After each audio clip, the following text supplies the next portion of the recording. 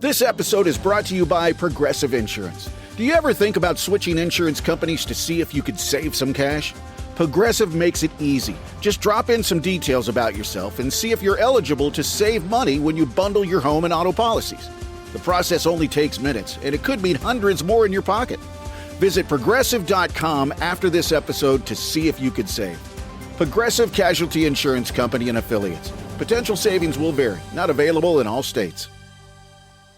K-pop Demon Hunters, Haja Boys breakfast meal and Huntrix meal have just dropped at McDonald's. They're calling this a battle for the fans. What do you say to that, Rumi? It's not a battle. So glad the Saja Boys could take breakfast and give our meal the rest of the day. It is an honor to share. No, it's our honor. It is our larger honor. No, really.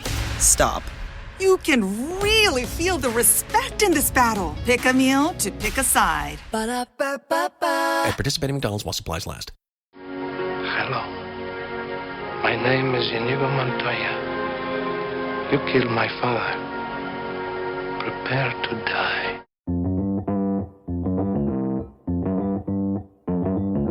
Live from Joe's mom's basement, it's the Stacking Benjamin Show.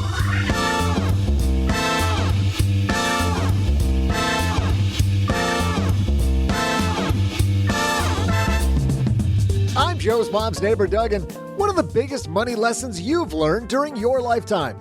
We'll review one popular author's list and add in our own. As today, we're joined by one half of the Talking Real Money podcast, Don McDonald. And say hello to a money maven who can turn pennies into profit, Paula Pant. And last but not least, we've got the OG of frugality, Ebenezer Scrooge. Nah, he's out tracking down some ghosts who owe him some money. We just got his even stingier brother, Len Penzo. But that's not all. Halfway through the show, I'll share some NYC-themed trivia. And now, a guy who is the Indiana Jones of finance, it's Joe Saul Sehi. Is that because you've got a release coming out that's going to bomb, Joe? Wow. Because he's almost as old as Harrison Ford. Jeez, holy, I can't even talk and they're laying into me already. Hey, everybody. Welcome to Friday. We got a surly group with us today. I'm Joe Saul Sehi, Average Joe Money on Twitter. And I was going to take exception with some of that, Doug, because let's go deep under Los Angeles where Len Penzo joins us. You're not stingy. You were handing out lasagna like it's Halloween candy? Something, thanks. Well, I'm not, Yeah. I'll tell you what, I'm not cooking at all today, Joe, because it is hot. I'm miserable. Everybody's, it is so hot out there How that hot the is cows it? are giving the cows are giving evaporated milk. It only took, please let the record show, it took 37 seconds until we got the first. I've been working on my delivery for Doug, so. Fabulous. And joining us from Manhattan, and apparently we're going to be doing some Manhattan-based trivia later, Paula Pant from Afford Anything's here. Oh, well, I'm excited about this trivia contest then, if there's going to be some Manhattan-based trivia. We don't have OG here, which means, Paula, we got to try to get you ahead of the game further, Right, If we right. can get, I'm, yes. I'm, in second place? You're going to brag about that. You've been bragging about that all week to your friends, haven't you? Oh, yeah, I've updated my LinkedIn profile. Yes. And the guy who I'm sure is updating his LinkedIn profile right now because he's here with us today, I seriously doubt that's why he would update his LinkedIn profile. Don McDonald's here. How are you, man? Yeah, I'm good. It's so nice to be back. I'm feeling the love again. I was missing the gang in the basement. Thank you for welcoming me back. How have you and our other brother Tom been lately? We've been busy, making lots of podcasts and doing stuff like you guys do.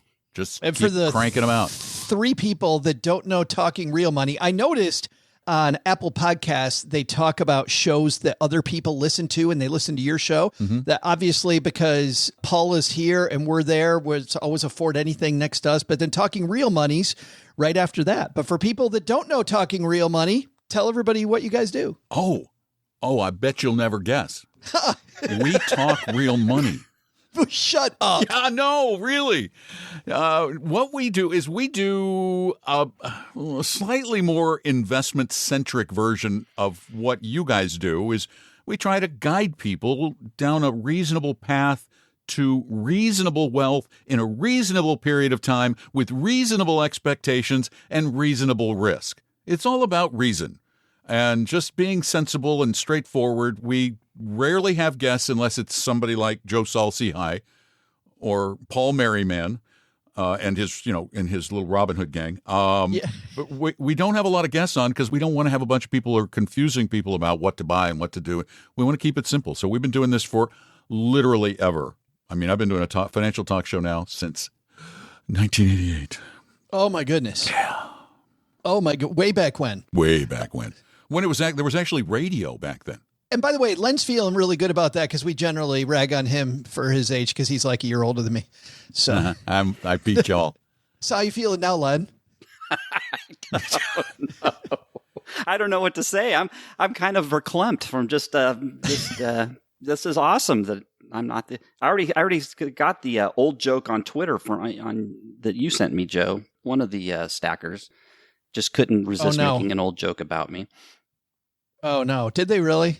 Yeah, you sent it. You're acting like you do. Did they really? How old are you now, Joe? Wait.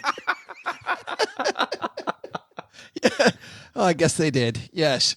Well, that sounds reasonable, Don. After all that, I think all that sounds very reasonable.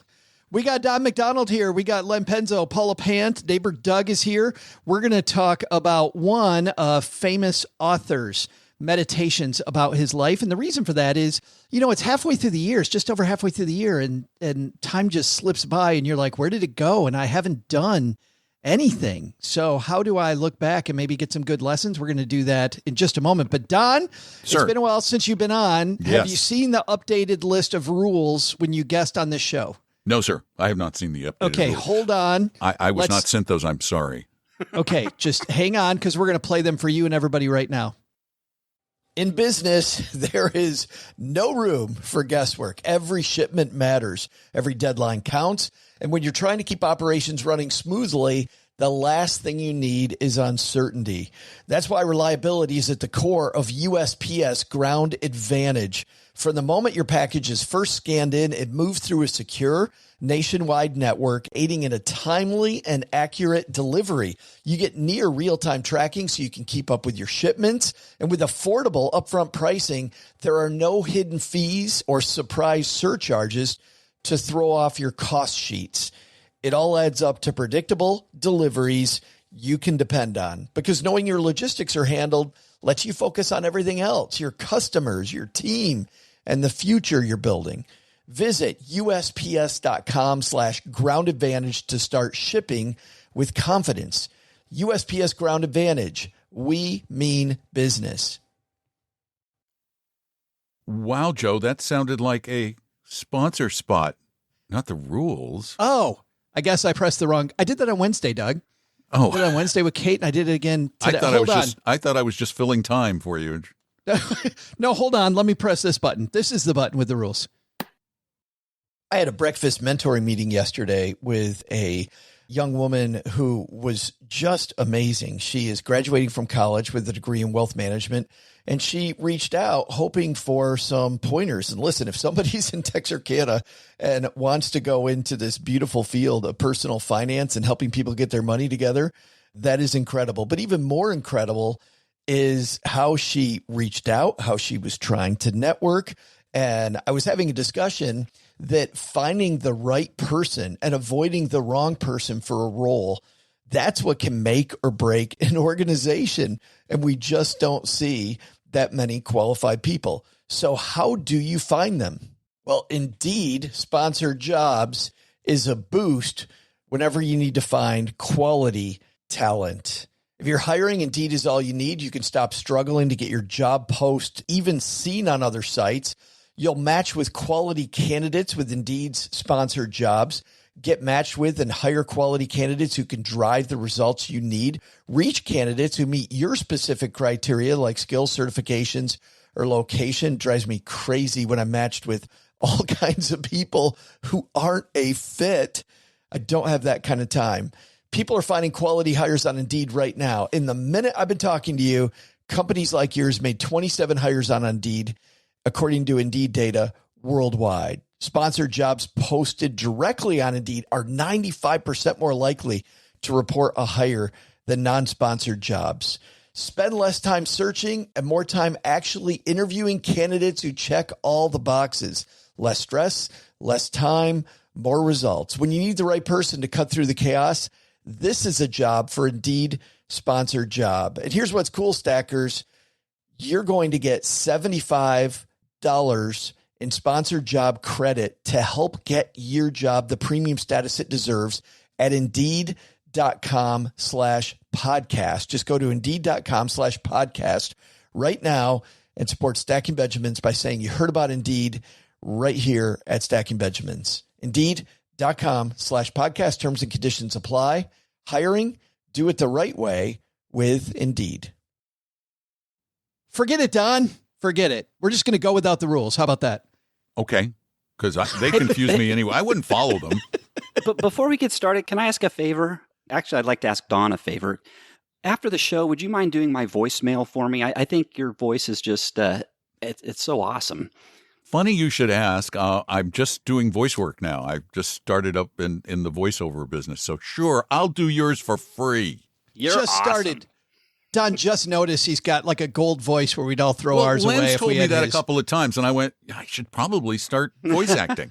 You should. No offense taken, Len. Don't worry about it, buddy. I'm good over here. Been on every week with Doug, but no. All right, we got Don, we got Len, we got Paula. Let's get moving.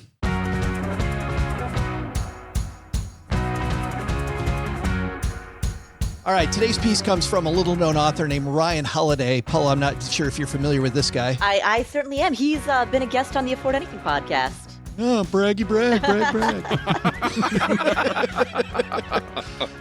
Ryan is a fantastic author and, as I've heard, a heck of a human being. But Ryan had a recent blog post, 31 Lessons I've Learned About Money. And he walks through 31 different things that he's learned over his lifetime. And I thought at the halfway mark, as I said previously, this is a great time here at the midpoint of the year to kind of do a little bit of reflection before we roll out the second half. Let's start here at the beginning. His very first point, Don, we'll start with you as our guest. He says, I've never met a person who ever reached, quote, their number. He said, people say when I hit X amount of money, I'll be good. They say, once I have this year's salary in the bank, I'll be good. Nobody ever seems to get that number. We're never good because we move the goalposts. We do that to ourselves, don't we? Like we refuse happiness or reflection on how good things are. We constantly seem to live in what a coach of mine calls the gap and not the gain, all the good stuff we've done. Absolutely. And it's really sort of sad. And I've really tried in my personal life, just make it very personal, to try to get past that psychological hurdle because, as mentioned, I'm getting old. There has to be a point where there is enough. And I loved this piece, by the way. Oh, the whole piece was great because it's more about enjoying what money can do for you as opposed to just the pursuit of money. And I've never, even though our show's about money, I've never been a huge fan of just chasing money for the sake of money. Despite the fact we don't get comfortable with a number, there needs to be a range where we finally go, that's about where I'm comfortable and I don't need much more. Hard to do. Paula, I saw you had a post about this over a 4th of July weekend about how we have this big pursuit about money and how we use 4th of July to talk about financial freedom. Yes. Everybody shows pictures of fireworks. By the way, you posted all that neat stuff. I just posted pictures of fireworks like everybody else that nobody's going to open and watch. But I think you're on Don's bandwagon with that one. Well, I am, but I'll add a little bit of nuance here. So, or a slightly different take. So yes, I absolutely agree that you should never confuse the means for the end, right? Money is a tool that allows you to live the type of life that you want to live. To what Don was saying, you need to have a range of what type of life do I want to create for myself? And when you reach that type of life, you're like, cool, I'm good here. That being said, there's also a lot of joy in pursuit, right? So sometimes the reason that we move the goalpost is not because of the goal itself, but because we really just enjoy pursuing a goal, like the act of pursuing a goal. And without that, we're left rudderless. And you see this could be a fitness goal. It could be a charitable goal. It could be a goal related to chess or poker or, I don't know, having the most elaborate Game of Fans fan theory, right? Like whatever it is, there's joy in pursuit. But I think the key there, Paula, is joy. I mean, how many people have we met where it's just more, not M-O-R-E, like M-O-A-R, like more, more, give me more. And this pursuit becomes overwhelming, and they suck the fun out of everything because they're so worried about having more that they never really enjoy life. Right. It reminds me of this phrase, plan for tomorrow, don't live in it. Yeah. And when you get so caught up in the more, you should never sacrifice today. Right. And that doesn't mean don't save, obviously. Right. But I'll be happy when. Right. I'll be happy when exactly. is a lie. Exactly. Yeah. Len, I was thinking about you when Don was talking earlier, because you're somebody who put off retirement because that number, went down during the pandemic time. And I remember you're like, I think I'm just going to stick it out a little longer. And then they asked you to stay a little longer. What did you think when you read this first one about not reaching your number? Yeah, what I thought was the numbers, it's a constantly moving target. So it's really just something, it's kind of like having that, you ever see those, they tie a stick with a carrot hanging around you and you put on the headband. And so you're walking forward and that carrot's out there, right? And you're chasing it and you never get to it. There is no right number. And the thing is with life, as you get older, I mean, things happen.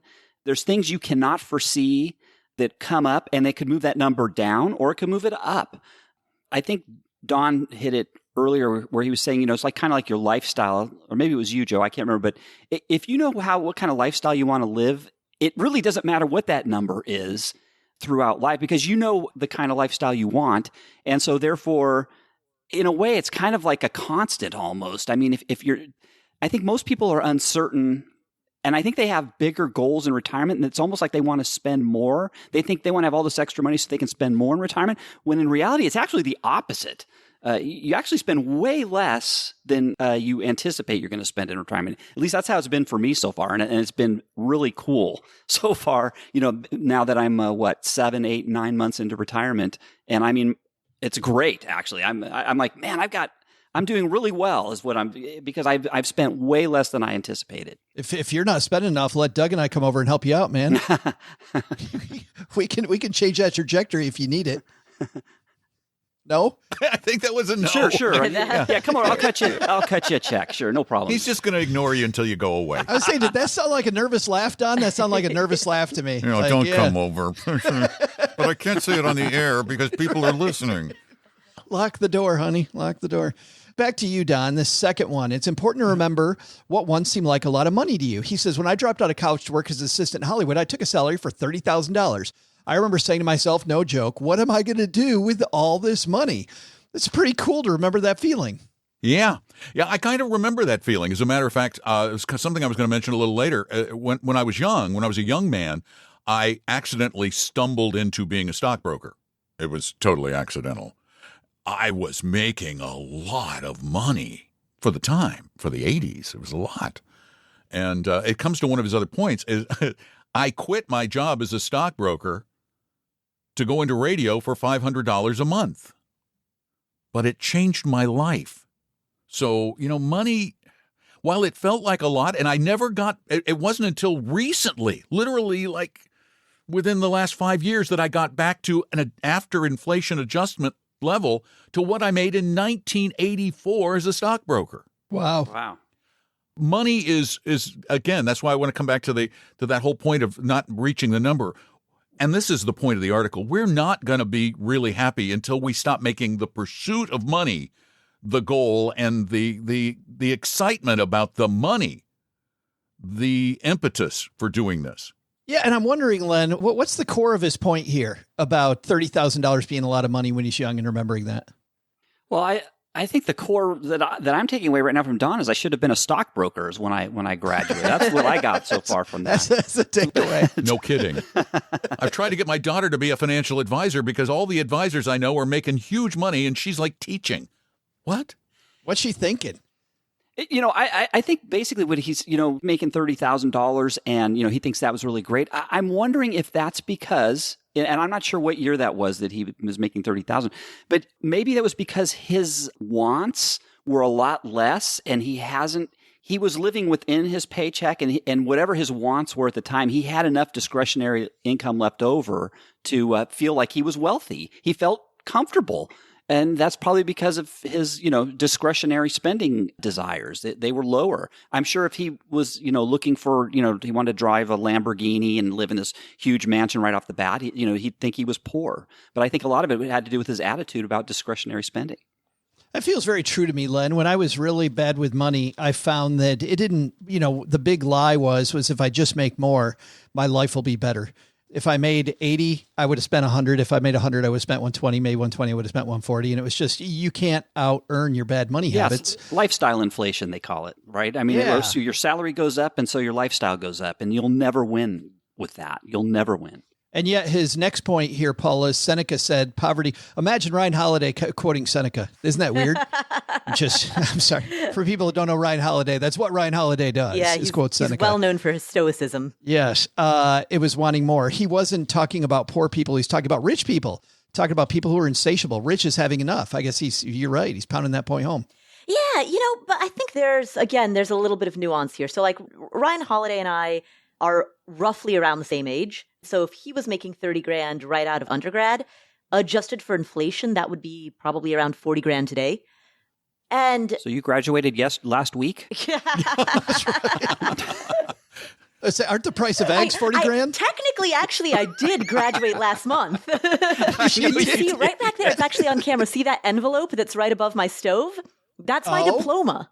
Yeah. I was going to say that looks like a diploma envelope. Yeah, that's my diploma. I literally haven't opened the envelope yet. I'm not sure the fire marshal would approve of that flammable item being near your stove. Shows how much she thinks about that paper right there. Let's put it on the stove. I don't think Stacey Johnson would be impressed with that. No, Stacey Johnson, who showed up with his Emmys don conspicuously in the background behind him, just happened to be there. Uh-huh. Actually, it's funny. Jill Schlesinger did the same thing. So they apparently are proud of those things. Oh, and of course, none of us would be. If I got an Emmy, would I care? Should I bring my unopened envelope from the stove over to hold it into the frame? So somewhere there, Paula, we missed the point. What was the point? Well, okay. So on one hand, Ryan Holiday, his wants increased, right? At that point, he was probably living, I'm going to guess he was probably living in a small apartment with a bunch of roommates. Today, he lives on a farm, right? And a farm is much more expensive to maintain with all of the land and the property taxes and everything like that. Back then, he didn't have any kids, right? Today, he has 2 kids. So wants change, lifestyle changes, level of responsibility or number of dependents changes. So I think that we can't just say that I don't want to finger wag about lifestyle inflation, because expecting somebody to live, with like 5 roommates in a tiny apartment for the rest of their life, including it's just, you don't want to Nobody wants to live like that for their, but everybody has a lifestyle with which they feel comfortable. And that should be what you work toward, is the lifestyle that's right for me. That may be one, that requires a lot of money, but it may not. Isn't a Seneca thing then? Isn't it about asking yourself whether I really do want this, Paula? Yeah, I think it's about being happy with what you have and appreciating what you have. I think that's kind of like I think basically the Seneca quote is trying to say that if you don't learn that skill set, the skill set of saying whatever I have is good, then that lack of skill will stay with you, will infect your level of happiness no matter what, or your level of satisfaction no matter what your external circumstances. You still seem uncomfortable with that, though. Yeah, I just think that it's a little oversimplified, because number one, there's a certain level that's just unacceptable.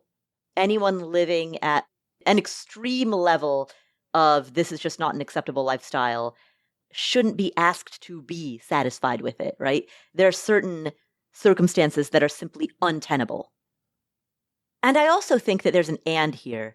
If you have a circumstance that is tenable, you can simultaneously be satisfied with it and also strive for more in part because you love the game, right? And you love the joy of pursuit, as we talked about earlier. So I think there are several asterisks and a few ands to be added. The last one I want to point to before I set you guys loose on this one is this, a little bit further down the piece. He says, pick the low-hanging fruit. I've had to remind Daily Stoic employees several times to be sure to sign up for the 401k matching we offer. I've left money for too long in checking accounts when the easiest of transfers would have significantly increased the interest I was earning. Don't get overwhelmed by the whole of life, the Stoics would say. Do easy things first. I think about that. What's funny, guys, is I immediately think of something that's low-hanging fruit that I'm not doing. And I'm wondering, what's the low-hanging fruit in your life, if you don't mind sharing that with our Stacker audience, that you're like, man, I should be doing that, but I'm not. Don, do you got one? Not anymore. I think I had for a long time when I didn't take advantage, when it was more important to have the money to pay the bills than it was to put the money away in the 401k when I had an employer and get that free match. It's like seeing a Benjamin on the ground and not grabbing my Benjamin and putting it in. Yeah. You know, you can't leave money just laying around. But anymore, I don't think I leave money laying around. I think I may do a few things that aren't great with money just out of sheer boredom or the need to just do something with my money. But the low-hanging fruit when you're younger is often elusive, and it's not very obvious. It's one of the reasons why I think it would be such a great idea if it was just the norm to sign everybody up at an employer for the 401k. That Fabulous. It was done. It was the default. The choice you had would be to opt out. Opt in is what you get. That would eliminate a lot of this low-hanging fruit for many of the younger folks out there working their tails off toward a retirement. Really, what's the ultimate goal of all this saving and investing we do? It's retirement. Live more.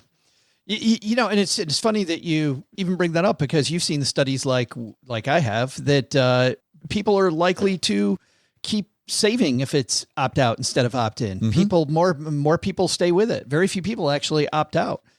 Mine is actually even simpler than that. My low hanging fruit is I've got too many of those TV subscription services, and I only have one set of eyes. And I've got like Apple TV, Disney Plus, Netflix. And I was reminded of that because I love the Tour de France, and I signed up for Peacock at the start of this month at a rate of like another $5 a month. The trick is if it matters to you, if it really, the money matters. Yes. You just quit them. You quit them and then you sign up again. Well, that's exactly it. My cousin does that very well. He signs up for one. He does it. And I know that while I'm busy with the Tour de France, Don, I'm not going to be watching Disney Plus. Yeah. So why the hell do I still have it? And yet I felt like Ryan was talking to me with that one. Len, do you got one? You know, I did, like Don, as you get older, I think, you know, if you're financially responsible, you don't have any low-hanging fruit. But I did about a year ago, and I think most people this will affect most people today still, I believe. If you've got a lot of money in a high-interest savings account, or just a checking account, or not a high-interest savings account, take that money out and put it in a CD or a money market, or even better, a treasury bill, because it is paying so much more right now. I mean, you're throwing money away by leaving it in a bank right now. I mean, if I may just insert something, Len, to that point, we on the show last week, I went to my Schwab account on the show and looked up their brokered CD rates. I could get a 1-year brokered CD from Schwab for 5.45%. So I went to Bank of America and typed in all my stuff to see what they'd give me on a 1-year CD. 0.03%. Yeah. Cha-ching. Same. It was a Bank of America CD at Schwab, 5.45 versus 0.003 if you go into the bank. There's some low-hanging fruit. I'm actually a bigger fan, rather than CDs and money markets, is treasury bills right now, because they're paying even more than the CDs. And the other beauty of the treasury bills, and when I say a bill, I mean less than 1 year or less, 26 weeks, 17 week, 13 week, 8 and 4 weeks. It's tax-free at the state level. So you're only charged federal tax. So that gives you even higher real interest rate when you think about it. And because it's the federal government, I mean, nothing is safer than the federal government if you've got some sort of paper thing like that. It's even safer than a bank.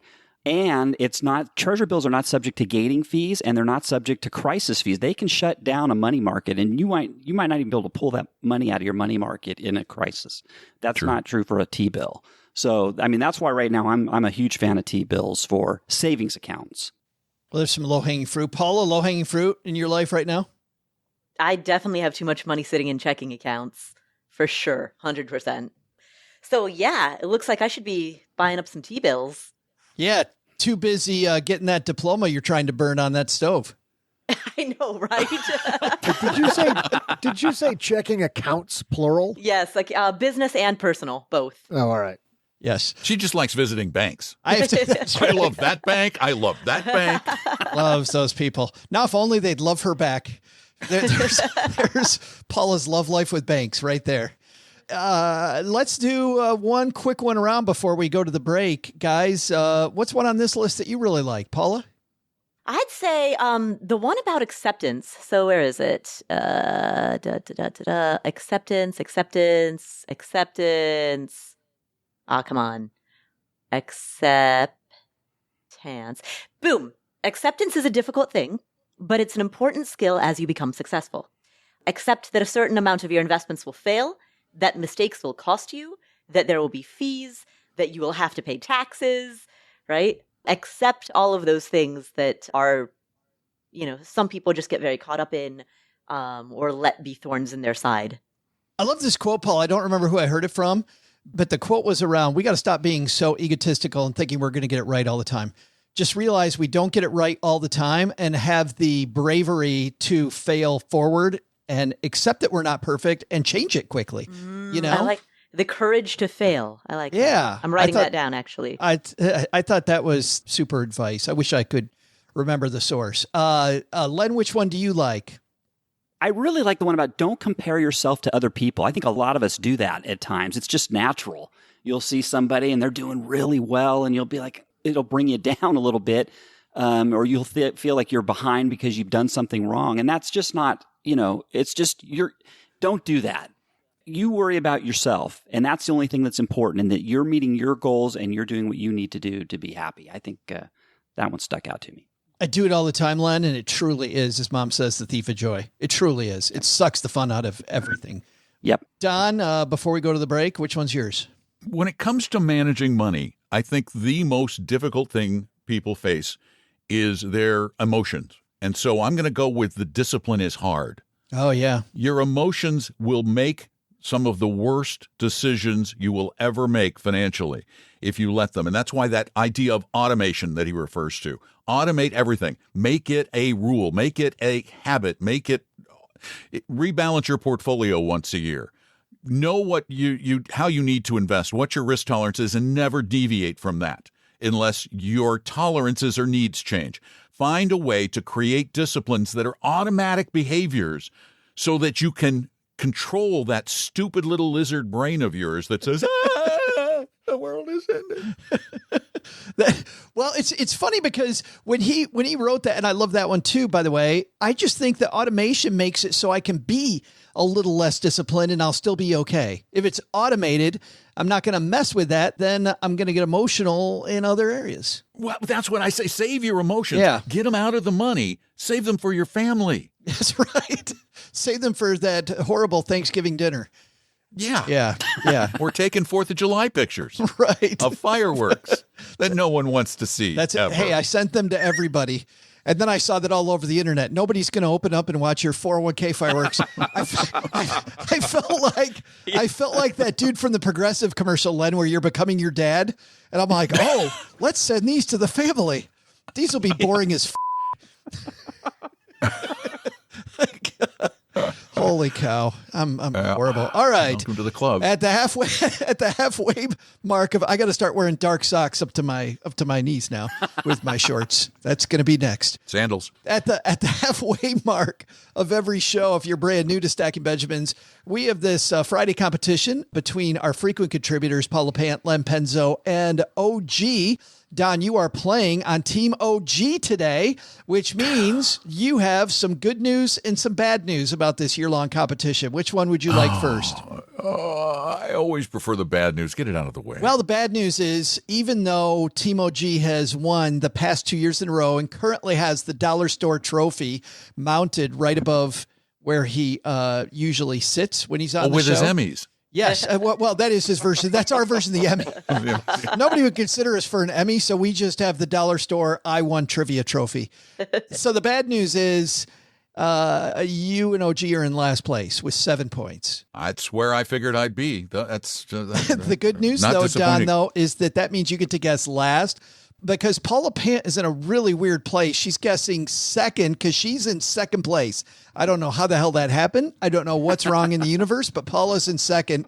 And then Len, 2 points ahead with 10. So Len has 10, Paula has 8, OG has 7. Len, you're going to guess first. But we need some trivia to make that happen. And this is where we swing it back to Doug. Doug, what are we talking about this week, man? Hey there, stackers. I'm Joe's mom's neighbor, Doug, and I think it's time to tighten the belt and make some tough cutbacks around here. My bowling budget's out of control. But, it puts a strain on the wallet when you have a natural gift for knocking things over and you love pitchers of beer. So it's time to trade one activity for another and head to the park. Less to knock over, and the cops kind of frown on beers in public. That keeps the wallet happy. Speaking of parks, did you know there are a boatload of them in every city, especially NYC? NYC, wait, what does that stand for? Non-youth culture, maybe? Oh, no, that's Len's house. It's New York City. That's right. It's a good one. It kind of rolls right off the tongue. I'm going to start using that. The most well-known park, of course, just might be Central Park, where the squirrels probably do hardcore parkour. You could play a mean game of hide and seek in this urban oasis squarely in the center of Manhattan, as it spans a whopping 843 acres, which is the equivalent to 646 football fields. The park has 7 bodies of water, including several lakes and ponds, and welcomes around 42 million visitors each year. People always talk about Central Park. After all, it's the most famous and most visited. But NYC, see, it just rolls right off the tongue. It's brilliant. Has more than 1,700 parks, playgrounds, and recreational facilities. So my question is, where does Central Park fall in the ranking of the largest parks in New York City? I'll be back right after I grease up some acorns and watch the squirrels bat them around. We'll see how they adapt to the challenge. Doug, so easily amused. And NYC, they should adopt that, Doug. That could become a thing. I think the T-shirts, I see a whole marketing. Just imagine what they could do with that. All right, Mr. Penzo, Central Park. Is this a trick question? When Doug said bodies of water, I thought he was going to say bodies. Central Park has a few bodies. 7 bodies of water. Buried. Which could also be appropriate. But is the question, where does it rank in the city of New York City in terms of area, size? In acreage? In all of New York City, where does it fall in terms of acreage? In terms of number of parks, where does it rank? They've got 1,700 parks. Where does it rank in size? In New York City. Yes, Len. Also known as NYC. NYC, yes, NYC. I could have swore it was the biggest freaking park in New York City. I mean, I that's why I'm wondering. You got is this Brooklyn? You got the Bronx? You got. Give us an answer. It's got to be a trick question, but I'm going to kick myself. I'm going to kick myself if it's not number one. But it's got to be a trick question. So I am going to say. I'm going to say 4. He says 4th largest park. Paula, what do you think? I mean, so it's definitely not number 1. Prospect Park is larger. There's a park that's up in the Bronx that is larger.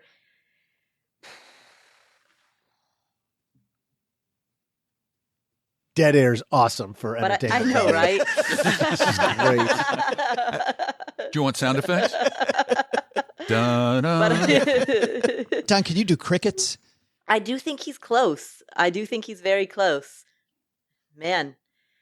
So what's going through my head right now is that on one hand... You're a local. You should know this. Yeah, no, so what's going through my head right now really is I honestly think that the answer is like, it's probably number 3, 4, 5, somewhere in there. So Len, you might be nose on the money, or if not, then you might be like, I think 1 or 2 spots off. So you're going to Chelsea Brennan me. Yeah, we got that. But here's the problem is I'm guessing second. So if I were to guess, you guessed 4, so I don't want to guess too close to you and get sandwiched in. I need to leave some room. Isn't Paula getting serious now that she's in second place? I mean, this is like new territory. She's really getting very strategic. Is that nice a trophy? mean, if I won the trophy, If so, I want to play more seriously. I'd put it on the stove next to my diploma, right? It is full of jelly beans. I'm gonna guess, just to allow some birth. I'm gonna guess Some birth. 8. I beg your pardon? 8. BERTH, birth. Oh, I see. Oh. Yeah. Don, you got 4 and you got 8. You got a field goal there. It's really interesting that this question came up because my daughter just recently moved to Brooklyn.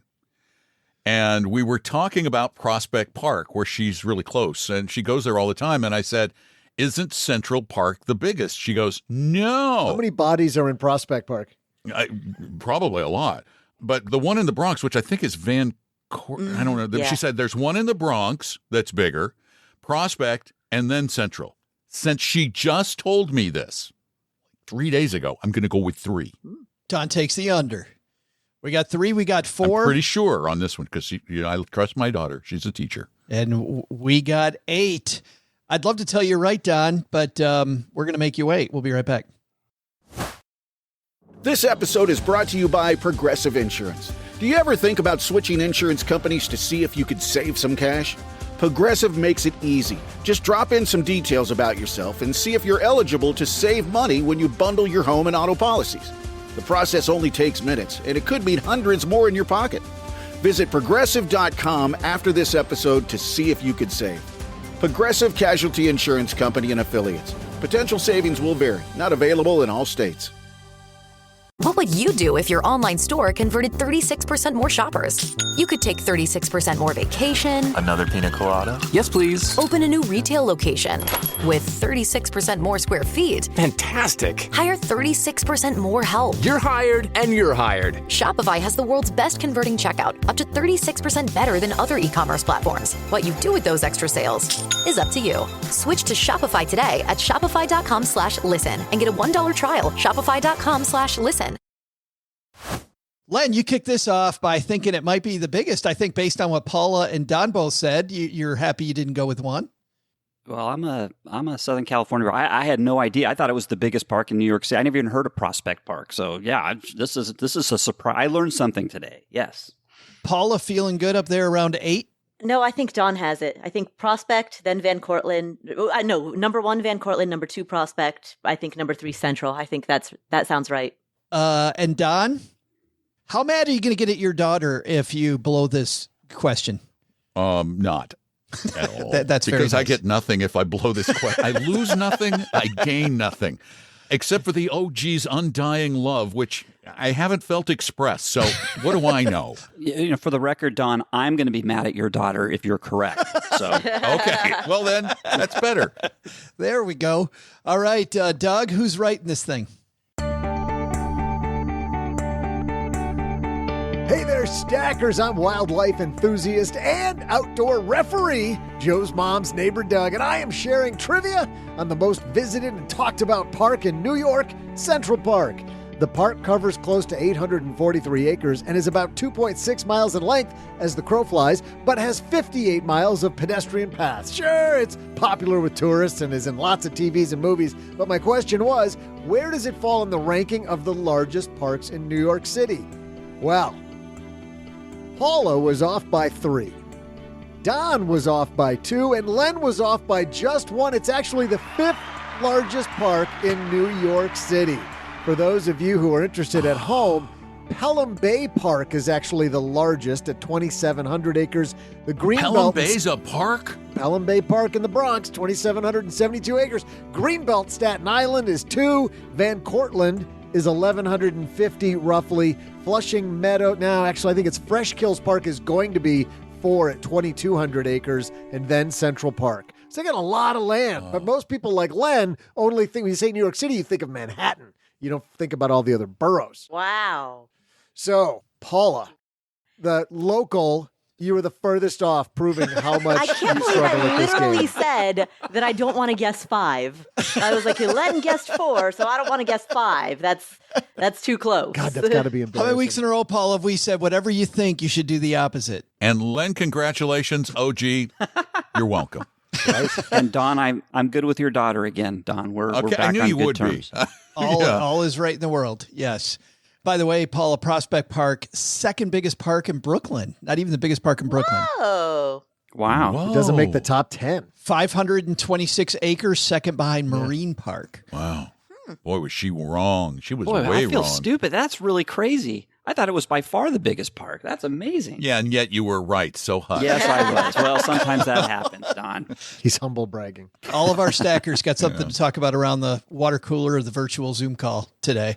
Hey, time for the second half of the show, and the second half is brought to you by depositaccounts.com. Don, you know what happens when you go to depositaccounts.com? You deposit stuff in your accounts? You can, and you probably, before you do that, you should look at all the different deposit accounts to decide if they're worth it or not. Because to your point, you walk into a Bank of America branch, they don't pay anything. And as we record this slightly before you hear it, savings accounts in America, national average is paying 0.41%. Depositaccounts.com tells me that top 1% average is 4.45%. CDs, 1-year CD, top 1% paying 5.41. National average, 3.45. Of course, by the time this comes out, those numbers are different, but you know where you go to find out. You go to depositaccounts.com. Oh, that's where you go. Yes. And time for the second half. Let's take this piece and let's put that aside. People can go and visit our show notes and then Ryan Holiday's site to read more of his 31 things. But here at the midway point of the year and thinking back over your life, let's talk about some lessons learned. If you were going to write your own 31 lessons, Paula, what would be at the top of that list? I would say focus on earning, focus on income, especially at the beginning of your career. Well, I mean, at all points in your career. Is this what you tell a younger you? Yeah, absolutely. Because I think that there are two traps that people can fall into. One is the assumption that it's all about frugality. And to quote you, Joe, you can't shrink your way to greatness. You can only frugal down so much, after which point you really hit diminishing returns. So focus on earning, focus on income. And the other trap that people can fall into is they get so caught up in investing and like wanting to really like they're thinking all the time about like, how do I optimize my investments without realizing that your contributions are the single biggest determinant of the success of your portfolio. And if you don't have a high enough income, you simply can't make big contributions. You're curtailed in that. And that should be pretty exciting, by the way, for people listening to this. If you're in your 20s or in your early 30s and you're worried about, I don't know enough about investing, that's okay. Learn more about how to shovel more money in right now and be comfortable getting comfortable with investing over time. You don't got to be great at it now, Paula. Exactly. Yeah.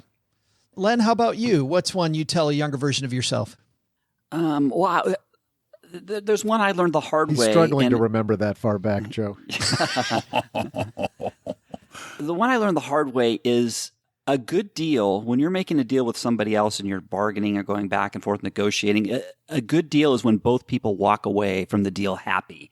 Because let's say you over negotiate and you maybe bully somebody into making a deal they don't want to, that can come back to bite you in the end. And I'll give a quick example. This happened to me quite a while ago. I bought my first house and I was tight on money. And there was a new guy, one of the irrigation people that came by, I got an estimate from, he was new. I found out he was new. So I knew he was desperate. And I actually got him to agree to a price that was ridiculously cheap.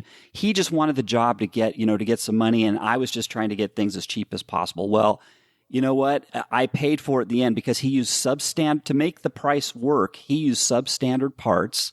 And the pipes were, for the next 3 or 4 years, the pipes in my yard would burst because he used such thin piping.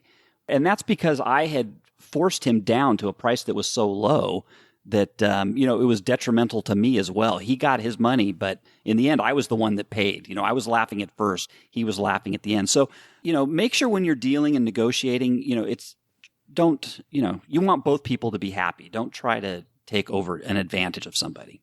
Don? Well, given the fact that I've had Len Penzo years to learn, the thing that I've learned is embrace your very human ability. The fact that we have an incredible ability to be flexible in our lives. And everything is not the end of the world. You do not have to live the lifestyle you think you have to live when you have to live it. You need to be flexible, because the more flexible you are, the less disappointed you'll be, the more you'll be able to enjoy your situation no matter what direction it takes. And I think this is particularly prevalent for the day when you've saved all that money and you're going into retirement. I really believe you can enjoy a better life at any phase if you have flexibility. I'll give you an example. If you're in a year, you're earning money, but you got no bonuses, your second job fell through, you don't have extra money, you become more, as Paula said, frugal during that period of time. The next year, you get a raise at work. Now you're making more money, you're putting a little more away, but now you use that flexibility to reward your frugality with a little bit more stuff that next year. You enjoy your life better.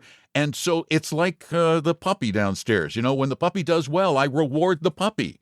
And if I made it through a bad time, I reward myself for making it through that bad time. And I think that'll make it easier the next bad time. I love how our mutual friend Paul Merriman has worked that into his life. When he was on Stacking Benjamins, was talking about how he, in years when his portfolio does really well, they will take the big trip. In years when it doesn't do really well, they will visit the Pacific Northwest where he lives, because there's plenty of beautiful stuff locally.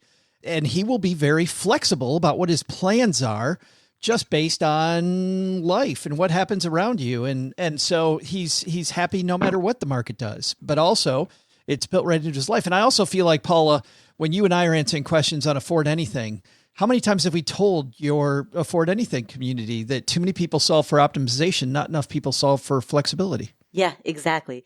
There's a great quote from J.L. Collins where he says, flexibility is the only true security. Yeah. That flexibility, that adaptability is, and it ties in beautifully with Ryan Holiday's, Stoicism philosophy. Sure. Flexibility / Stoicism, guided by Stoicism, is the ability to be content no matter what. Well, and Len, I would think, you worked your whole career with engineers. I found that when I was a financial planner, this was a mistake that engineers make very often. They're so concerned with optimization that they forget the flexibility needs to be part of the plan. I think what a lot of people forget is life is meant for living, and money is a means to an end. And it's okay to spend that money when you've got it. I know people, they'll save and they'll never spend, and they're miserable. It's okay to go out there and spend that money when you've got it, and plan for that money. But it's important to make sure that you're not focused so much on just saving and making money and putting it away. Go ahead and it's okay to spend money. It's a great point. And Don, singing off of your song sheet, that this is just a fuel. My contribution to this, I would tell my younger self to find mentors sooner. Like when I've discovered mentorship and the fact that there are people that have walked this road before me, I was way too interested when I was young in learning everything by myself. And I was very stubborn. I'm like, nope, the fun is in learning it myself. Well, I made a bunch of stupid mistakes that I could have avoided if I'd found mentorship way, way, way sooner. Like, don't do that. Doug, let's bring you here in at the end. What's one you'd tell your younger self? If you think you got a problem that you can solve with money, you don't have a problem. Meaning money's the easy, quick, not best answer. So, when I was a leader of large teams, I also remember maybe the converse or inverse of that, which is ain't no problem like a people problem.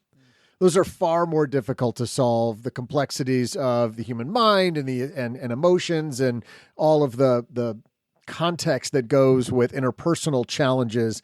Those are real problems, and those really require a lot of challenges to solve. Money problems, as stressful as they can be, believe it or not, there's almost always an answer to solve those kinds of problems. But people problems are far, far more difficult. So don't focus on the money ones so much. It's funny when you talk about people problems too. I feel like so many times people call, personal interaction is the quote soft skills. I don't think there's anything soft about it. Like people that can handle the quote soft skills are going to navigate life so much easier. Just so much easier. Well, I'm so glad that we had this conversation. I hope that this helps kickstart our Stacker community for the second half of the year. You got so much stuff that we could do, and I'm just looking forward to see what people create here, the next several months. So let's go get things done. And to help them get things done, We have a blog and a couple podcasts that can help you get there. First of all, they can go to lenpenzo.com where they will find Mr. Penzo what at lenpenzo.com? It's kind of a corollary to what we're talking about today. We're at lenpenzo.com. We're talking about, does money buy happiness, and how you can go about helping you buy happiness, at least to some degree. So stop on by. It's an interesting conversation going on. Always an interesting conversation. I said, well, if you can't buy happiness, at least you can put a down payment on it. Of course. Yes, exactly. Yeah. Leveraging your way to happiness. That's right. Don will have our guest of honor go last. So let's turn to Ms. Pant. Paula Pant, what's happening at Afford Anything that will help us the second half of the year? Oh, on the Afford Anything podcast, well, you and I, Joe, answer questions that come from our community. And we have started going on YouTube with video. Scary. Right? Scary. Right? So actually today we were just kind of going through processing. So basically, if you go to our YouTube channel, youtube.com/affordanything, we're putting a lot of attention there. We've just started, so, moderate your expectations accordingly. But we have just begun putting actual videos on YouTube. And that's something that we're only going to be continuing to do further and further. So check out our YouTube channel, subscribe to it. You'll be able to see my and Joe's face as we happily answer your questions. Yes. Mr. McDonald, what's going on at Talking Real Money that can help people? You'll be glad to know that we've pulled our videos. We are no longer doing videos on YouTube, so you won't have to suffer through our faces. Because they were only getting like 200 downloads. And we went, why are we working this hard for this few downloads? Like what? But in the interim, I've redone TalkingRealMoney.com. It's a lot easier to navigate. Tons of great information. We now have buckets of great articles that I've written that we've gotten from some of the smart people at Dimensional Funds and Vanguard and, a lot of really great people around the country. We've got all of our podcasts. We're now up to online. We just passed 1,200 podcasts. They're all there. Tom and I take your questions. We talk about the sensible, straightforward, simple ways to build wealth so that you can enjoy a really nice, comfortable, flexible retirement. They're always fun, entertaining, but also, man, I get so much out of your shows every time I listen to you and Tom. There's a great back and forth from two guys that have been there, like people trying to do things. And I think you guys have seen every scam out there. Yes. Before. Yes. I literally believe that. I mean, from doing a talk show about money since '88, and I did it 6 days a week in the early days, 5 hours a day. We got to call you Mr. Ramsey. Wow. I heard a lot of stuff. I did Ramsey before Ramsey was Ramsey. I think that's a good place to end it. And we will link to Talking Real Money. Well, if you just pause and you put in the search, Talking Real Money, put in Afford Anything, subscribe to those shows, and then head to lenpenzo.com and then come back, then I think you're good. But we'll have links to everybody's stuff at our show notes page at stackingbenjamins.com. That's it for this week. Hope everybody has a great weekend. We always finish it up by asking Mom's neighbor, Doug, what should we have learned today? Well, Joe, first, take some advice from our panel and take the time to learn what it is about money that's really important to you, because that knowledge is priceless. Second, take it from Don McDonald. Don't overlook the obvious. Sometimes you just need to grab your Benjamin when you see it laying on the ground. But the big lesson? Peanut butter and bacon attract way more than squirrels. Turns out there is much bigger wildlife at the park. Bonus, I learned a valuable life lesson, and I got in a good long-distance sprint. Thanks to Don McDonald for hanging out with us today. Oh, I can wait for the laughter. You guys go ahead. Are you the guy in the alligator video? That's true. I have seen a family of raccoons at the park. They looked very well fed. Okay, here we go. Thanks to Don McDonald for hanging out with us today. You'll find Don's show Talking Real Money wherever you're listening right now. Thanks to Paula Pant for joining us today. You can find Paula's podcast, Afford Anything, at affordanything.com or, like I said, where you're listening to me right now. But most importantly, thanks to Len Penzo for joining us today. You can find Len at lenpenzo.com/yes, money does buy happiness. This show is the property of SB Podcasts, LLC, copyright 2023, and is created by Joe Salsihai. Our producer is Karen Repine. This show was written by Lacey Langford, who's also the host of the Military Money Show, with help from me, Joe, and Doc G from the Earn and Invest podcast. Kevin Bailey helps us take a deeper dive into all the topics covered on each episode in our newsletter called The 201. You'll find the 411 on all things money at The 201. Just visit stackingbenjamins.com/201. Tina Eichenberg makes the video version of this show. Once we bottle up all this goodness, we ship it to our engineer, the amazing Steve Stewart. Steve helps the rest of our team sound nearly as good as I do right now. Want to chat with friends about the show later? Mom's friend Gertrude and Kate Yunkin are our social media coordinators, and Gertrude is the room mother in our Facebook group called The Basement. So, say hello when you see us posting online. To join all the basement fun with other stackers, type stackingbenjamins.com/basement. Not only should you not take advice from these nerds, don't take advice from people you don't know. This show is for entertainment purposes only. Before making any financial decisions, speak with a real financial advisor. I'm Joe's mom's neighbor, Doug, and we'll see you next time back here at the Stacking Benjamin Show.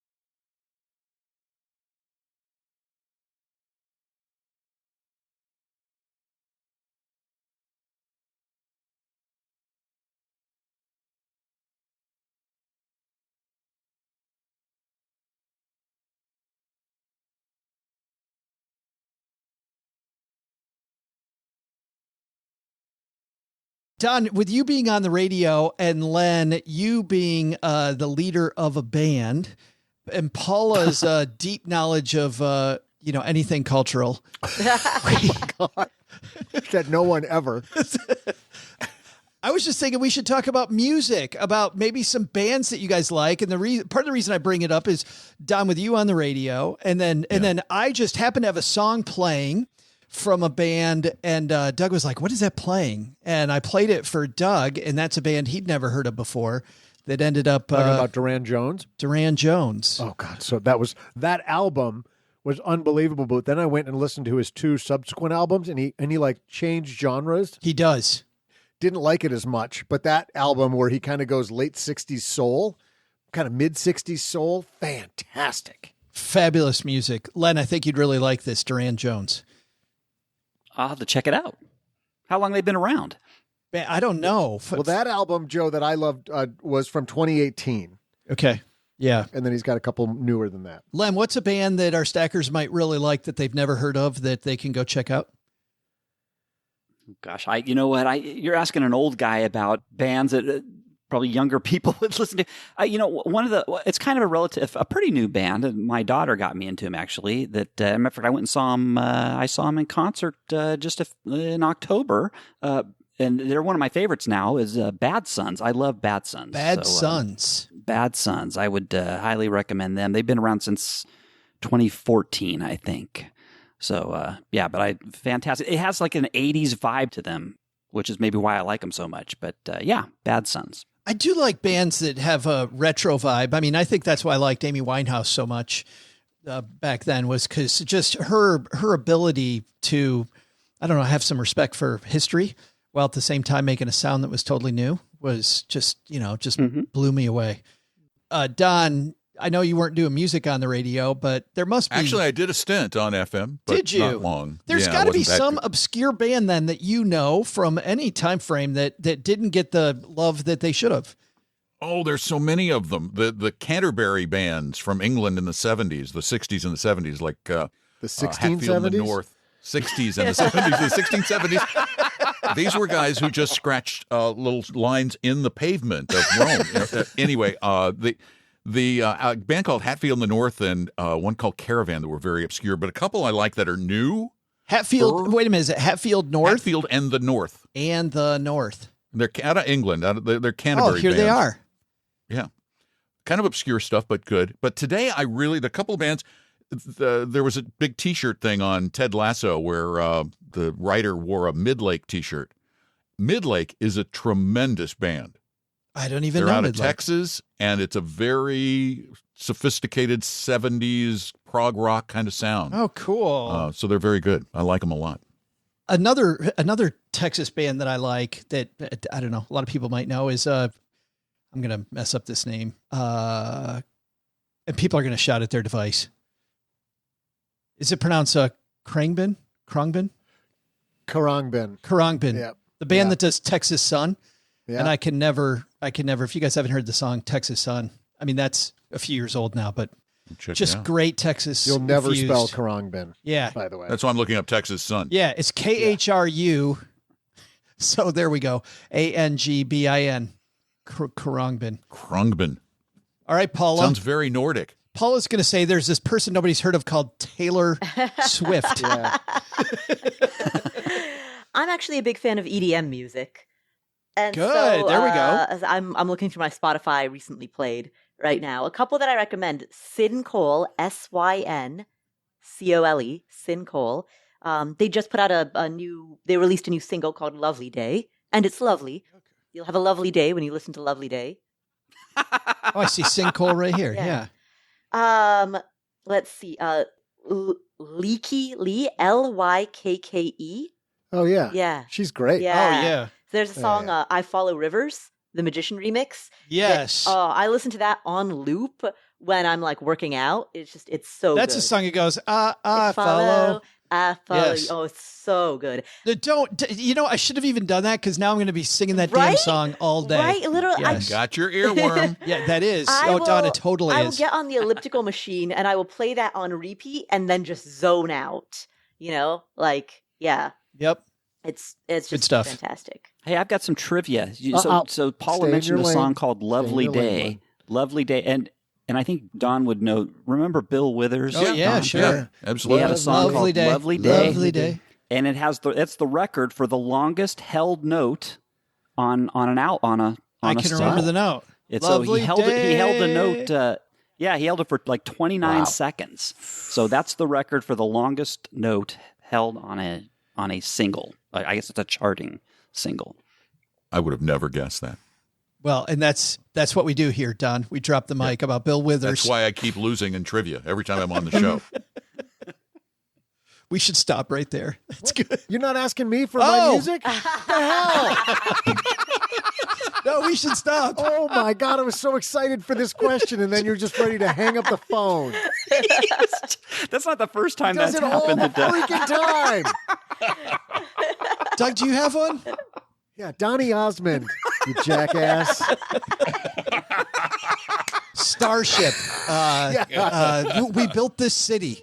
I'm going to go through. I actually have. I was sort of making a list. I saw Paula. You were kind of looking at a list because you didn't want to lose your thought. I did the same thing because I'm into a bunch of different people right now. Lately, I've been listening to a lot of JJ Grey and Mofro. JJ Grey. Yeah, they've been around for a while, but they just never kind of got they're a big touring band, really big in the Southeast. I think he's out of Jacksonville, Florida. I just love their sound. Big horn section, real gravelly voice. He's got a beard. Yeah, JJ Grey and Mofro is great. Anderson East, I like him a lot. Lucas Nelson's awesome. Tedeschi Trucks Band, do you guys know them? Nope. Is that a new electric truck? No, Tedeschi Trucks. Susan Tedeschi is like a singer. She's got a strong Bonnie Raitt vibe to her. And Derek Trucks, like a la Allman Brothers, Trucks family. Sure. Oh, I mean, they are unreal. And actually, one of their songs is getting used, I think, speaking of cars, Don, they're getting used in a car commercial right now. So you might recognize one of their songs. It's one of their mellower ones. But the guitar solos and Tedeschi Truck stuff is unbelievable, both her solos and Derek Trucks. But two others, one, Tash Sultana. Tash Sultana is this young woman out of Australia who made life as difficult for herself as she possibly could have as a young person, but learned how to play every single instrument that's ever been invented by a man, by a person. And she plays all of her own stuff. So she goes on tour and she has one of those sampling devices where she'll play a small piece, sample it, and then keep on layering it. Yeah. On repeat, and she is unreal. Tash Sultana is unbelievable. And the last one I'm going to mention, I'm guessing only person on this panel that knows this person is Joe, and that person is Paul Weller. Oh, sure. And almost nobody in America knows Paul Weller. And in England and in Europe, this guy is, it's like saying, do you know who Pete Townsend is? I mean, he is like the old school, they call him the mod father. He's the father of so much. Right now, British Paul is pop. looking up Pete Townsend. I know. Pete Townsend. Mick Jagger. I've heard that name. Hey, can I throw something in here? Yeah. That you're mentioning. I just forgot. I recorded a voice job for a rapper. So I'm at the beginning of a rap song called Freaky Circus by a French rapper named Wax Taylor. So check that one out. Awesome. Yeah. I love it. That's my strangest voice job, I think, ever.